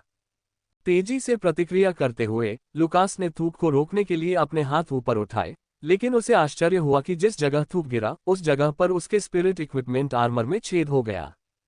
इससे वह घूलों के करीब जाने को लेकर अधिक सतर्क हो गया, क्योंकि यह साबित हो चुका था कि वे छुपकर हमला करने में माहिर थे। जब लुकास हिचकिचाया तो घूल ने अवसर का लाभ उठाते हुए हमला कर दिया और अपनी असाधारण फुर्ती का फायदा उठाया। उसने अपने पंजों से लगातार उस पर वार किया, जिससे लुकास के लिए उचित जवाबी हमला करना मुश्किल हो गया। वह खुद को एक मुश्किल स्थिति में फंसा हुआ पाया और उस पिशाच की गति के साथ तालमेल बिठाने के लिए संघर्ष कर रहा था। अपने दाहिने हाथ से अपने भाले को कसकर पकड़े हुए उसने खुद को और हमलों के लिए उजागर कर दिया और अपने आध्यात्मिक उपकरण कवच पर भरोसा किया कि वह टूटने से पहले कुछ देर तक टिका रहेगा। एक व्यापक और आक्रामक हमले का प्रयोग करते हुए लुकास ने घोल को पीछे हटने के लिए मजबूर कर दिया, जिससे कुछ दूरी बन गई और उसके उच्च दबाव वाले हमले में बाधा उत्पन्न हुई। इससे लुकास को पहल करने के लिए आवश्यक समय मिल गया। उसने तेजी से हरकत करते हुए अपने भाले से त्वरित प्रहार किए और व्यापक हमले से उत्पन्न अवसर का लाभ उठाया।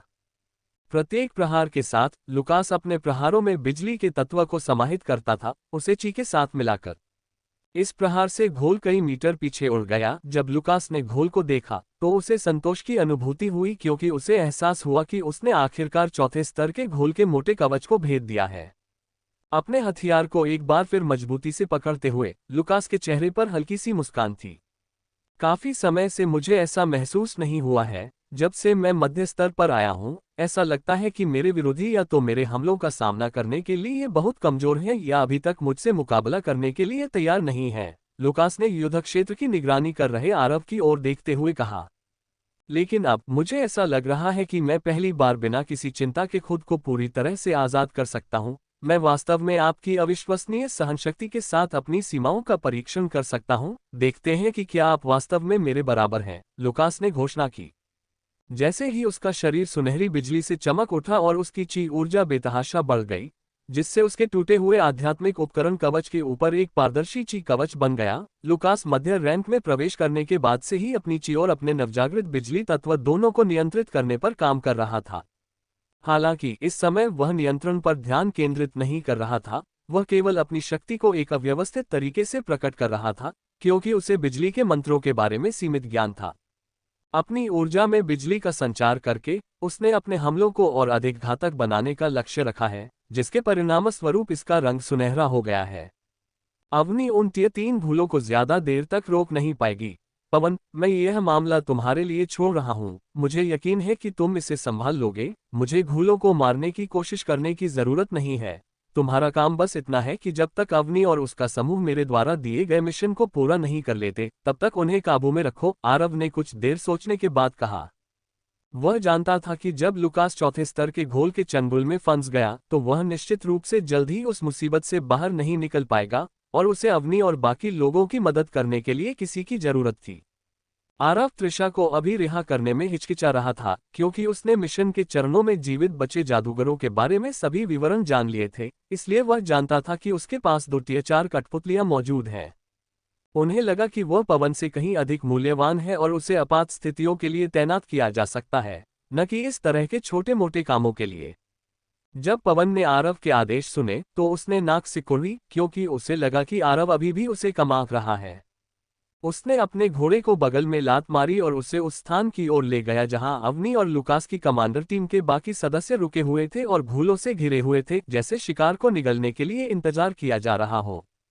उन सभी की पीठ एक दूसरे की ओर थी, जबकि पिशाच लार टपकाते हुए उन्हें घूर रहे थे। क्या आपको यकीन है कि यह काम करेगा? केटी ने पूछा। बस स्क्रिप्ट का पालन करो और हम ठीक रहेंगे। भले ही हम उन्हें ज्यादा देर तक रोक न सके, उनसे निपटने वाला कोई न कोई जल्द ही आ जाएगा, अवनी ने किट को समझाया। तभी अचानक भूत उनकी ओर दौड़ पड़े। उनका सीधे सामना करने के बजाय अवनी ने एक ऐसा जादू किया जिससे जमीन से मिट्टी का एक छोटा सा स्तंभ उनकी ओर निकला और उन्हें उन राक्षसों द्वारा बनाए गए घेरे से बाहर धकेल दिया। जैसे ही ल्यूकस की टीम ने घूलों को घेर लिया, अवनी ने बिना समय बर्बाद किए अपनी छड़ी को जमीन पर हल्के से थपथपाया, जिससे मंत्र प्रकट हो गए।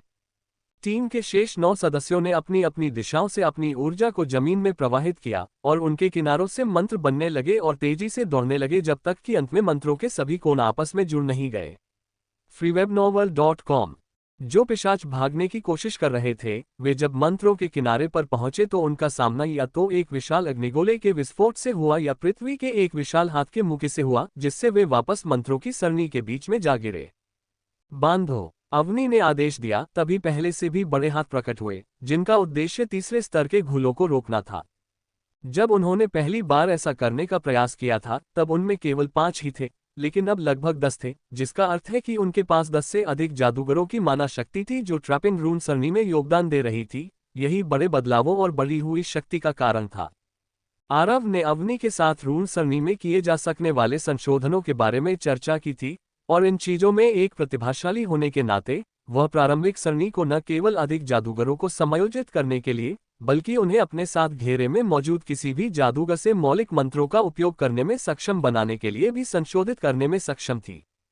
इससे आग के गोलों की व्याख्या हो गई, क्योंकि किटी का अग्नि तत्व से विशेष लगाव था। हम ज्यादा देर तक टिक नहीं पाएंगे। मुझे लगा था कि आपने कहा था कि आरव हमारी मदद के लिए किसी को यहाँ भेजेगा। अभी तक कोई यहाँ क्यों नहीं आया है? अंततः तनाव महसूस करते हुए कीट ने सवाल किया। 10 पिशाचों के मुकाबले 10 पिशाच होने के बावजूद उनके राज्य पिशाचों के राज्यों का मुकाबला करने में असमर्थ थे। वे सभी तीसरे स्तर के प्राणी थे और जैसे जैसे समय बीतता गया उन्होंने प्रभुत्व हासिल कर लिया और पृथ्वी की पकड़ से अधिक तेजी से मुक्त हो गए। और टूटे हुए हाथ से निकलने वाले प्रत्येक अतिरिक्त हाथ के साथ रन सरणी में शामिल सभी लोगों से अधिक माना शक्ति का दोहन हो रहा था। विश्वास रखो, आरव में कई खूबियां हो सकती हैं, लेकिन जिस चीज के लिए हम वास्तव में उसका सम्मान करते हैं वह है युद्ध क्षेत्र को समझने की उसकी क्षमता, अवनी ने कहा। उसने अपना संयम बनाए रखा और लगातार तीसरे स्तर के उन दुष्ट जीवों को रोकने के लिए हाथों को नियंत्रित करती रही जो निर्दयी थे। सरनी को नियंत्रित करते समय सबसे अधिक दबाव महसूस करने के बावजूद अवनी सबसे दृढ़ बनी रहीं और सभी को आश्वस्त करती रहीं कि वे इस स्थिति से बिना किसी नुकसान के बाहर निकल आएंगे। हालांकि उसकी भी ऊर्जा भंडार अपेक्षा से कहीं अधिक तेजी से समाप्त हो रही थी। जैसे ही एक पिशाच खुद को छुड़ाकर रून सरनी में केट की स्थिति की ओर दौड़ा, वह अपने पंजे फैलाकर आगे की ओर झपटा। आग की एक बड़ी लपट तेजी से गुजरी और उस पिशाच से टकराए। उसका शरीर कांप उठा, लेकिन आग उसे वैसे नहीं रोक पाई जैसा अवनी ने उम्मीद की थी। तीसरे स्तर के अत्यधिक संख्या में घूलों को फंसाने के प्रयास के कारण ट्रैपिंग रून सरनी की शक्ति कम हो रही थी। वह पिशाच लगातार हमला करता रहा और केट का गला काटने की कोशिश करता रहा। केट अपनी जगह पर स्थिर हो गई, क्योंकि उसकी कोई भी हरकत पूरे तंत्र को बिगाड़ देती, जिससे बाकी पिशाच जिन्हें वे स्थिर कर रहे थे मुक्त हो जाते और समूह के बाकी सदस्यों पर हमला कर देते, जो तंत्र बनाने में अपनी आधी ऊर्जा खर्च कर चुके थे और पहले से ही कमजोर हो चुके थे। केट एक नाजुक स्थिति में थी। अगर वह खुद को बचाने के लिए हिलती तो समूह के बाकी सदस्य, जो अभी तक टियर 3 मैजेस नहीं थे, मुक्त हुए घूलों के हाथों मारे जाने के खतरे में पड़ जाते। हालांकि वहीं रुके रहने का मतलब उसके लिए निश्चित मृत्यु थी, और अगर उस सरनी को लगा कि उसने अपनी जान गंवा दी है, तो वह अपनी स्थिरता बनाए रखने के लिए उसकी शेष ऊर्जा को निश्चित रूप से सोख लेगी। एक हताश आह भरते हुए उसने अपना संकल्प दृढ़ किया और अपनी आंखें बंद कर ली, अपने अपरिहार्य भाग्य की प्रतीक्षा करने लगी। अचानक उसे अपने ऊपर एक गर्म तरल पदार्थ के छींटे महसूस हुए। आंखें खोलकर उसने देखा कि उस पिशाच के दिल में बर्फ का एक लंबा टुकड़ा धंसा हुआ था, जो उस पर हमला करने ही वाला था, और अब वह बेजान होकर जमीन पर गिर रहा था। वो मूर्ख कुछ निम्न और मध्यम स्तर के कबीले के जादूगरों के लिए मरने को तैयार है। मैं तो खुद ही उन घूलों का संहार कर सकता हूँ।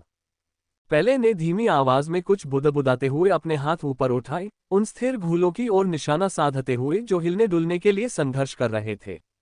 ग्रेटर देन मध्य स्तरीय मंत्र बर्फीली बारिश नरसंहार लेस देन। उसके आदेश पर आकाश में अनगिनत विशालकाय बर्फीले टुकड़े प्रकट हुए और अपने हाथों को नीचे की ओर झटकते हुए, मानो वह आकाश से बर्फीले टुकड़ों को खींच रहा हो, वे घातक रूप से नीचे गिरने लगे।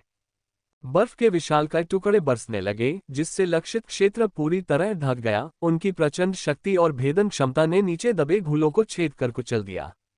दूर से पैल की हरकतों को देख रहे आरव ने असहमति जताते हुए अपना सिर हिलाया। मैं उसे एक बात कहता हूं और वह ठीक उसका उल्टा करता है। उफ, उसने बड़बड़ाते हुए कहा। लेकिन फिर भी वह घूलों को मारने में कामयाब रहा। क्या इसे किसी तरह से मिशन की सफलता नहीं माना जाना चाहिए? बीट्रिस ने पूछा।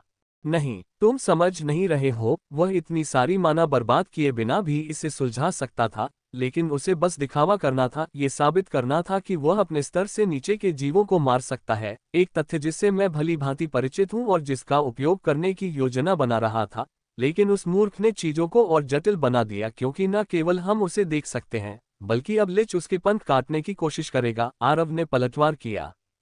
ये सुनकर त्रिशा ने अपनी नजर लिच की ओर घुमाए और देखा कि कंकालनुमा आकृति एक बार फिर अपनी छड़ी को जमीन पर पटकने के लिए तैयार थी।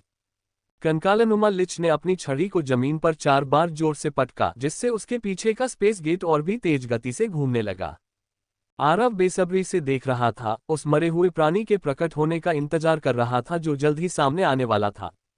आरव के सिद्धांत से प्रभावित होकर भी बीट्रिस खुद को देखने से रोक नहीं पाए और मन ही मन अपनी किस्मत को धन्यवाद देती रही कि छात्रों की स्थिति को संभालने की जिम्मेदारी न तो उसकी थी और न ही पवन की।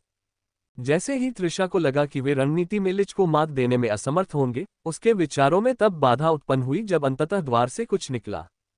सबसे पहले उन्होंने एक घोड़े का सिर देखा जो रहस्यमय नीली लपटों से घिरा हुआ था। जैसे ही वह आत्मविश्वास से पोर्टल से बाहर निकला और उसने अपना पूरा शरीर प्रकट किया। घोड़े के ऊपर एक कंकाल बैठा था, जिसने घिसा पिटा और जंग लगा कवच पहन रखा था। उसकी लंबी तलवार अभी भी म्यान में थी। उसके हेलमेट के ऊपरी हिस्से से नीली रंग की जलती हुई लपटें निकल रही थीं, जो उसकी उपस्थिति में एक प्रकार का खतरनाक माहौल जोड़ रही थीं। उस प्राणी से निकलने वाली आभा का दबाव चौथे स्तर के जीव के समान था, जो दूर से भी एक दुर्जय खतरा था। आरव और तीनों कमांडरों ने अपने अपने स्थानों से इसके खतरे को भांप लिया, और जब उन्हें लगा कि यह अकेला ही आएगा, तभी उनकी हैरानी के लिए अंतरिक्ष द्वार से एक और प्राणी प्रकट हुआ। यह नया प्राणी 6 फीट की विशाल लंबाई का था। उसका कवच विभिन्न जीवों के कंकालों से बना हुआ प्रतीत होता था और नीले रंग के कवच में समाहित था। उसकी छाती और दोनों घुटनों पर खोपड़ियों की नक्काशी थी। उसके कंधों पर एक बहुत बड़ी तलवार टिकी हुई थी जिसकी मूठ हड्डियों के प्रतीकों से सजी हुई थी। दूसरे मरे हुए प्राणी को प्रकट होते देख आरव बीट्रिस की ओर मुड़ा और बोला, मेरा मतलब है, क्या आप समझ रहे हैं कि मैं क्या कहना चाह रहा हूं? लिच ने पवन के शक्ति प्रदर्शन को देखा और स्वीकार किया है, यही कारण है कि वह उससे निपटने के लिए अपने सर्वश्रेष्ठ योद्धाओं को भेज रहा है। काश उसने मेरी बात सुनी होती तो हम इस संकट में नहीं होते, क्योंकि मेरे पास अभी भी खेलने के लिए अतिरिक्त कार्ड होते। आरव ने निराशा व्यक्त की। ऐसा लगता है कि आप सब भूल गए हैं कि हमारा मुकाबला किससे है। इस जाति से लड़ने की बात आती है तो उनके पास गिरे हुए योद्धाओं की जगह लेने के लिए असीमित योद्धा हैं, वे हमेशा तैयार रहते हैं। हम केवल रणनीति बना सकते हैं और इस लड़ाई को तब तक लंबा खींचने की उम्मीद कर सकते हैं जब तक कि रक्तचंद्र का प्रभाव कम न हो जाए या जब तक कि हम उनके द्वारा हम पर फेंके जाने वाले हर नए प्रकार के मरे हुओं में कमजोरियां न ढूंढ लें। और मेरा मानना है कि लिची एकमात्र ऐसा प्राणी है जो अंतरिक्ष द्वार के दूसरी ओर प्रतीक्षा कर रही मरे हुए लोगों की सेना को संदेश पहुंचा सकता है, आरव ने समझाया। योजक चिन्ह। लेकिन आरव ही एकमात्र ऐसा व्यक्ति नहीं था जिसने लिच की अपनी छड़ी से अतिरिक्त सैनिकों को बुलाने की क्षमता का पता लगाया था। अवनी भी इस पर करीब से नजर रख रही थी। मेरा मानना है कि लिच अंतरिक्ष द्वारों के दूसरी ओर प्रतीक्षा कर रही शेष मरे हुए सैनिकों की सेना को सुदृढ़ीकरण के लिए संकेत भेजने में सक्षम है। ऐसा लगता है कि वह इस समय बेहद उत्तेजित है। न केवल उसके कंकाल योद्धा लाभ प्राप्त करने में विफल रहे हैं, लेकिन उन्होंने उन सभी मोर्चों पर अपने सारे फायदे भी खो दिए हैं जो उन्हें पहले प्राप्त थे, और वर्तमान में ऐसा लगता है कि वे पहले पीले रंग को खत्म करने की ओर अधिक झुकाव रखते हैं। अवनी ने लिच की उस पीली आकृति पर केंद्रित निगाहों को देखकर यह निष्कर्ष निकाला कि पीली आकृति अब 3/4 स्तर के जीवों द्वारा देखे जाने के दबाव को महसूस कर रही थी। तो फिर ये तय हो गया, इस युद्ध को समाप्त करने की असली कुंजी लिच को मारना है, क्योंकि वह पूरी मरे हुए लोगों की सेना को नियंत्रित करता है। अगर हम उसे खत्म कर देते हैं तो कोई भी दूसरी तरफ से फिर से गुजर नहीं पाएगा, नाइट ने निष्कर्ष निकाला। अपने दिमाग से उन विचारों को निकाल दो, नाइट। लिच एक ऐसी शक्ति नहीं है जिसे आसानी से मारा जा सके, और आरव ने हमें चेतावनी दी है कि फिलहाल इससे दूर रहें। अवनी ने नाइट को चेतावनी देते हुए कहा और उससे आग्रह किया कि वह अपने दोहरे खंजर पर अपनी पकड़ ढीली कर दे, क्योंकि 2 नए मरे हुए प्राणी अपना हमला शुरू कर रहे थे।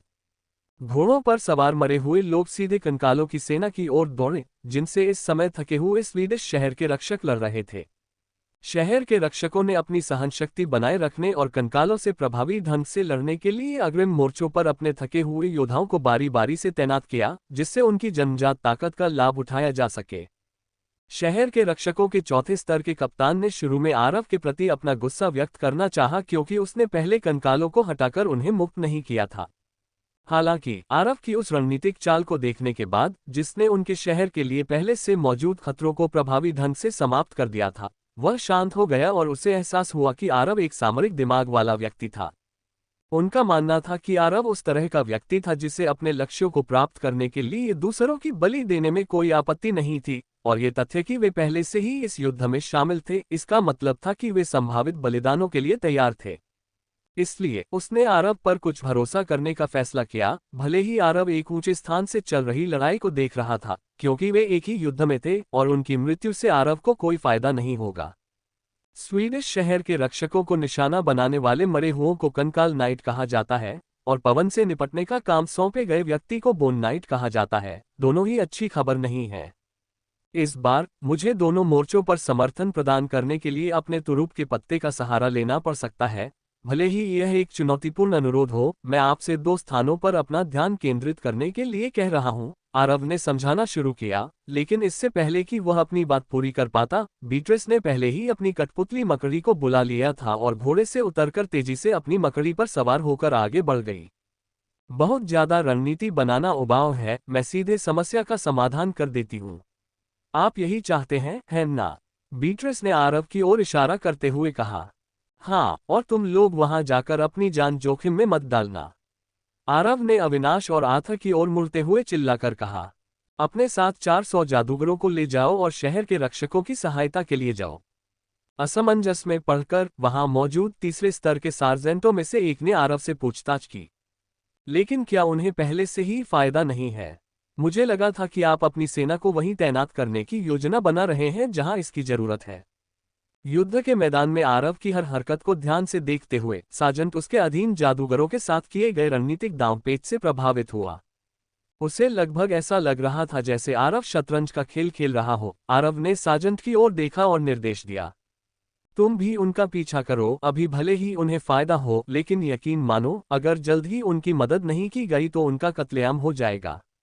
अब मुझसे सवाल मत करो, बस अपने वरिष्ठ के आदेशों का पालन करो। आरव ने घोड़े की पीठ से जादूगरों के सिर पर धक्का मारते हुए कहा, क्या यही वह व्यक्ति है जिसे आपने अपना उत्तराधिकारी बताया था?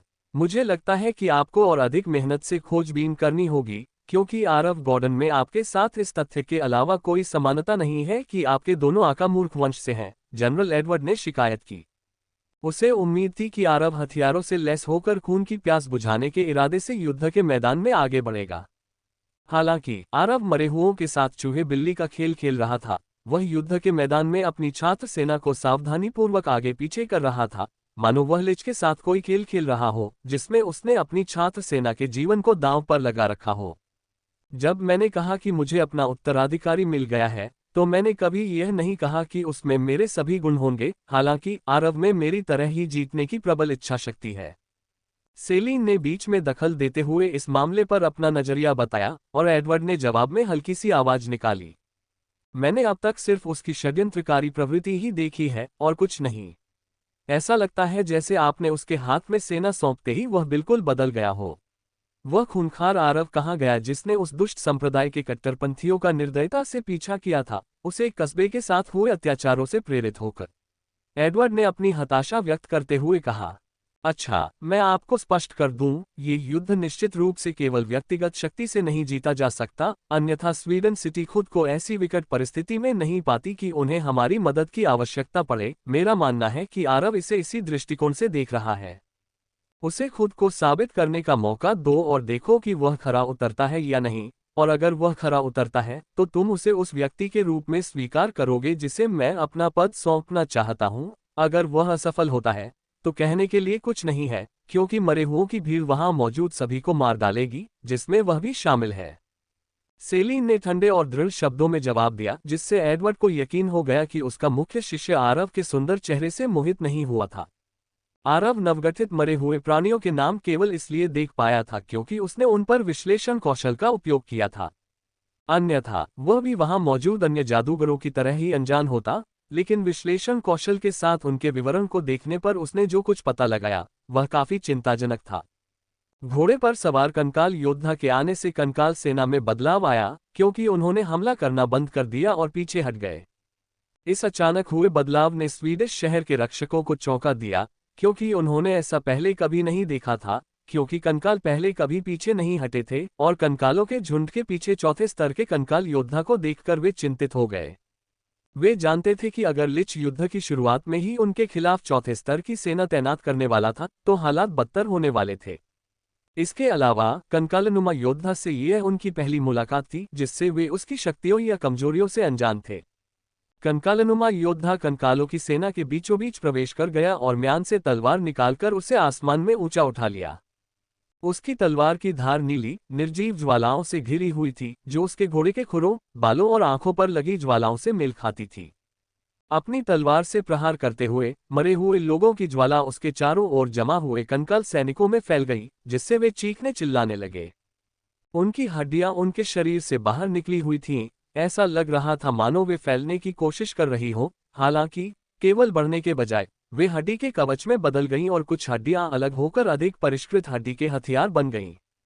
और अब खाली आंखों से उन्हें घूरने के बजाय स्वीडन के शहर के रक्षकों को लगा कि मरे हुए लोग अब पहले जैसे नहीं रहे। कंकालनुमा सैनिक अब अपनी नवप्राप्त आसमानी नीली आंखों से उन्हें घूर रहे थे, जो मरे हुए लोगों की ज्वाला की रोशनी से धधक रही थी। उनकी आभा बदल गई और कंकालनुमा योद्धा ने चिल्लाते हुए अपनी तलवार स्वीडन शहर के रक्षकों की ओर तान दी। नई ऊर्जा से भरपूर कंकाल सेना शहर के रक्षकों की ओर दौड़ी और अपनी बढ़ी हुई ताकत का प्रदर्शन करते हुए उन्हें चौंका दिया। अचानक हमले के तत्वर ने कंकालों को रक्षा की पहली पंक्ति को भेदने की अनुमति दी, जिससे उन्होंने शहर के रक्षकों को पराजित कर दिया जिन्होंने उनकी क्षमताओं को कम आंका था, और कुछ ही क्षणों में लगभग 200 शहर के रक्षकों ने इस संघर्ष में अपनी जान गंवा दी। पहले साधारण आक्रमण शैली वाले कंकाल अब उन्नत कौशल के साथ लड़ने लगे थे। वे हमलों से बचना जानते थे और उनका अचूक कवच शहर के रक्षकों के हमलों को रोकता था। उसी क्षण शहर के रक्षक दल के चौथे स्तर के कप्तान को यह एहसास हुआ कि उसे कंकालनुमा योद्धा के असली आतंक का पूरी तरह से पता चल गया है। ये तथ्य कि यह कम कुशल कंकालों के एक समूह को दुर्जय योद्धाओं में बदल सकता था, एक ऐसी बात थी जिसे इतने सारे मरे हुए लोगों से जुड़े युद्ध में कोई भी नजरअंदाज नहीं कर सकता था।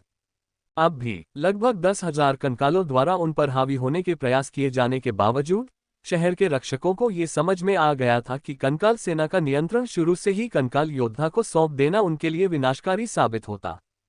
आखिरकार कंकालों की संख्या उनसे कहीं अधिक थी और यह स्पष्ट था कि यदि लिच ने शुरू में यही आदेश दिया होता तो उनके पास बचने का कोई मौका नहीं होता।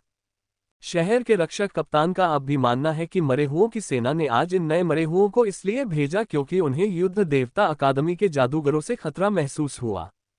वे ही थे जिन्होंने उस युद्ध क्षेत्र को अस्त व्यस्त कर दिया था जिस पर कभी मरे हुए लोगों की सेना का नियंत्रण था। आथा, अविनाश और दूसरा सार्जेंट, जिसका नाम अब एडगर के रूप में जाना जाता था, अपनी पूरी ताकत से भागे क्योंकि उन्होंने देखा कि स्वीडन शहर के रक्षक, जो सभी जन्मजात ताकत से लैस थे, उन्मत्त कंकालों द्वारा पीछे धकेले जा रहे थे। अगली बार मुझे कप्तान की बात ध्यान से सुनने के लिए याद दिलाना। ऐसा लग रहा था जैसे उसे पहले से ही पता था कि ऐसा कुछ होने वाला है, एडगर ने टिप्पणी की। खैर, शुक्र मनाए कि हम जल्द ही उन तक पहुंचने वाले हैं और सहायता प्रदान करने वाले हैं, अन्यथा यदि हम अपने आरंभिक बिंदु से पहुंचने में देर कर देते तो उनके कुछ 100 सैनिकों से कहीं अधिक सैनिक मारे जा चुके होते, अविनाश ने कहा और उन सभी को तेजी से दौड़ने और स्वीडन शहर के रक्षकों तक पहुंचने के लिए प्रेरित किया। अप्रत्याशित रूप से कंकालनुमा योद्धा ने कुछ ऐसा किया जिसने उन्हें चौंका दिया। जैसे ही उसने अपना बायां हाथ उठाया, उसने एक विशाल नीले रंग का प्रज्वलित ज्वाला का गोला प्रकट किया।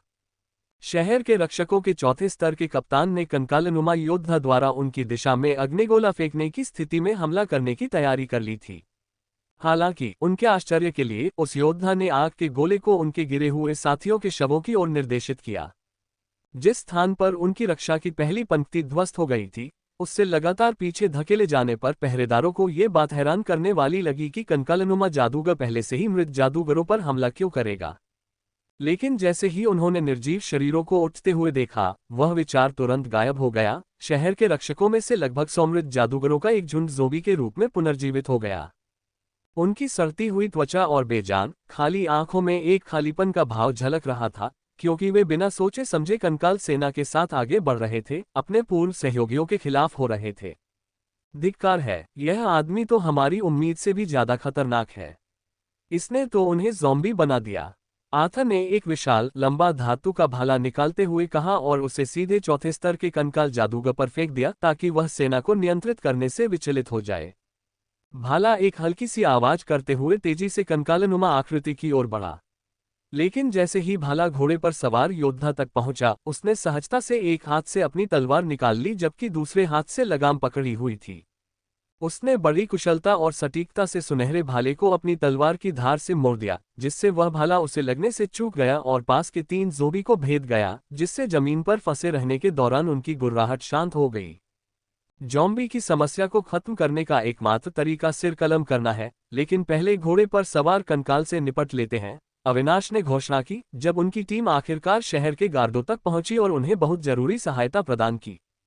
हालांकि इससे पहले कि वे कंकालनुमा योद्धा से लड़ने के लिए आगे बढ़ पाते, लाल कवच पहने एक आकृति ने छलांग लगाए और एक उठी हुई तलवार लहराई। जैसे ही उसने योद्धा का सिर धड़ से अलग करने के प्रयास में जलती हुई तलवार को नीचे की ओर घुमाया, कंकालनुमा योद्धा ने तेजी से अपने घोड़े की लगाम पीछे खींच ली। उस मृत शरीर वाले घोड़े ने एक भयानक हिनहिनाहट निकाली और अपने पिछले पैरों पर खड़ा हो गया, जिससे कंकालनुमा योद्धा को हमला करने का मौका मिल गया। freewebnovel.com। घोड़े की छलांग से उत्पन्न गति का लाभ उठाते हुए उसने एक तेज गति से अपनी लंबी तलवार म्यान से बाहर निकाली। हालांकि तलवार निकालने में उसे थोड़ी देरी हुई, लेकिन मरे हुए घोड़े की छलांग से उत्पन्न शक्ति ने उसके हमले को आगे बढ़ा दिया। उसकी तलवार से निकलती नीली लपटें त्रिशा की कठपुतली की तलवार को घेरे हुए आग की लपटों से टकरा गईं, जिसके परिणामस्वरूप आग का एक विशाल विस्फोट हुआ जिसने आसपास के मरे हुए प्राणियों को पीछे की ओर भागने पर मजबूर कर दिया। जहां एक और कंकालनुमा योद्धा ने युद्ध के मैदान में काफी परेशानी खड़ी करना शुरू कर दिया था, वहीं दूसरी ओर हड्डियों से बना योद्धा अधिक धैर्यवान प्रतीत होता था। ये धीरे धीरे और सोच समझकर कदम बढ़ाते हुए पवन और लुकास की कमान टीम के बाकी सदस्यों की ओर बढ़ रहा था। उसके पीछे हड्डियों के कवच से ढके 14 कंकाल भी थे, जो हड्डियों की तलवारें लिए एक साथ आगे बढ़ रहे थे। उसकी निगाहें पूरी तरह से पवन पर टिकी हुई थीं, जिससे ये स्पष्ट हो गया था कि पवन ही इसके आह्वान का एकमात्र कारण था और उसका प्राथमिक मिशन पवन को खत्म करना था।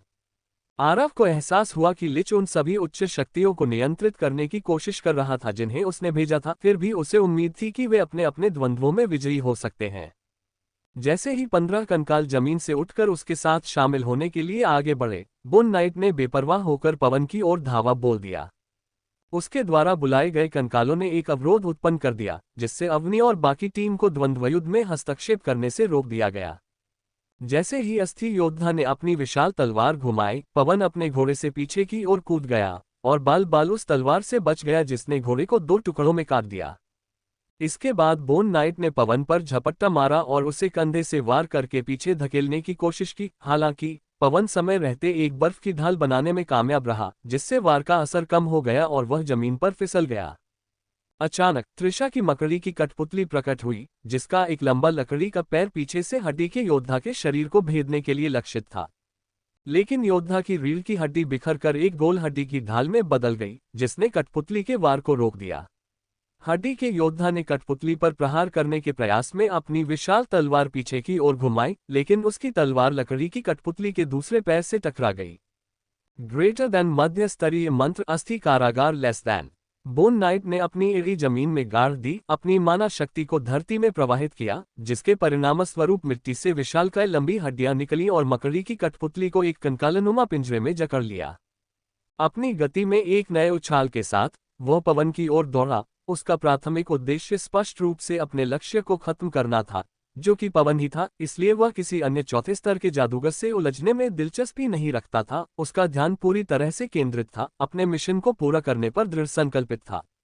लकड़ी की कठपुतली के ऊपर बैठी त्रिशा ने पूरे मिशन के दौरान अपनी आंखें बंद रखीं, क्योंकि वह एक साथ दोनों कठपुतलियों को नियंत्रित कर रही थी, लेकिन उसकी कठपुतली मकड़ी के जाल ने उसकी आंखें खोलने पर मजबूर कर दिया।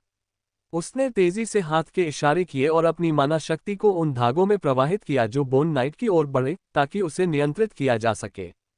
जैसे ही रस्सियां पीछे से बोन नाइट के जोड़ों से जकड़ी, वह एक पल के लिए रुका और कुछ ही क्षणों बाद उसने खुद को धूसर लपटों में घेरने के लिए एक जादू का प्रयोग किया।